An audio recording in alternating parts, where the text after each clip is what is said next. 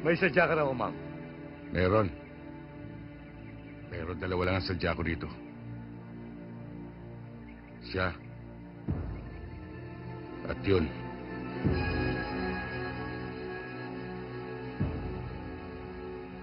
Bakit? Anong kailangan mo sa amin?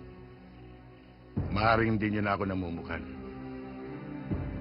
Dahil may 2 taon nang nakakaraan. Sa bahay ni Judge Di Mayuga. Ako lang ang natirang buhay. Kaya yung mga naririto na hindi kasama lumayo na. Dahil papatayin kong 2 ito eh. Paano yan? Kasama ako. Hindi itutumba rin kita.